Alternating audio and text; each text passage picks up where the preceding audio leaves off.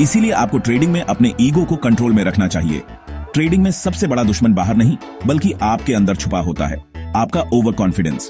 जब आप खुद को काबिल समझने लगते हैं तो असली खतरा वहीं से शुरू होता है।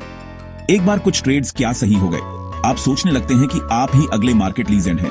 आपको लगता है कि अब आप हर ट्रेड जीत सकते हैं और धीरे धीरे आप अपने पुराने नियम भूलने लगते हैं।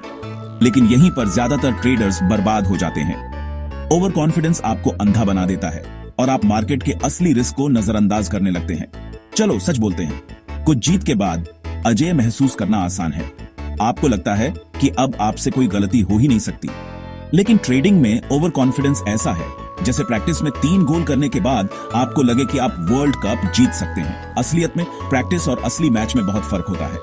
आमतौर पर ऐसा होता है, आप एनालिसिस करना बंद कर देते हैं। आपको लगता है कि अब आपको चार्ट्स और डेटा की जरूरत नहीं है। अपने स्टॉप लॉस को अनदेखा करते हैं क्योंकि आपको लगता है कि मार्केट हमेशा आपके फेवर में ही जाएगा, और बड़ी बेट लगाना शुरू कर देते हैं। आप सोचते हैं कि जितना बड़ा रिस्क उतना बड़ा रिवॉर्ड, लेकिन यह सोच बहुत खतरनाक है। अचानक आप हर छोटे प्राइस मूव पर ट्रेड कर रहे होते हैं, जैसे कोई शेफ बिना छके मसाला डाल रहा हो। बिना सोचे समझे फैसले लेना शुरू कर देते हैं। आप रिस्क मैनेजमेंट छोड़ देते हैं। सोचते हैं मार्केट तो मेरी सुनता है, लेकिन मार्केट किसी की नहीं सुनता, वो बस चलता है अपने हिसाब से। लेकिन एक गलत मूव, बूम, 10 जीत एक ही लॉस से खत्म हो जाती है। एक झटके में आपकी सारी मेहनत मिट्टी में मिल सकती है। यह ऐसा है जैसे आप इसलिए तेज गाड़ी चला रहे हैं क्योंकि अभी तक आपका एक्सीडेंट नहीं हुआ, लेकिन एक बार एक्सीडेंट हुआ तो नुकसान बहुत बड़ा हो सकता है। और यह मत भूलिए, ओवर कॉन्फिडेंट ट्रेडर्स सीखना बंद कर देते हैं। उन्हें लगता है कि अब उन्हें कुछ नया सीखने की जरूरत नहीं है। कोई जर्नल नहीं, कोई रिव्यू नहीं, कोई सेल्फ एनालिसिस नहीं, बस गलतियां दोहराते रहते हैं, वही पुरानी गलतियां बार बार। प्रो भी सीखते रहते हैं, तो आप क्यों नहीं? असली प्रोफेशनल्स जानते हैं कि मार्केट हमेशा बदलता रहता है और सीखना कभी बंद नहीं होता। इसका उपाय यहां है, हर ट्रेड को ऐसे ट्रीट करें जैसे वो आपका पहला ट्रेड हो। हर बार उतनी ही रिस्पेक्ट और ध्यान दें। हमेशा स्टॉप लॉस का उपयोग करें, चाहे ट्रेड कितना भी छोटा या बड़ा हो।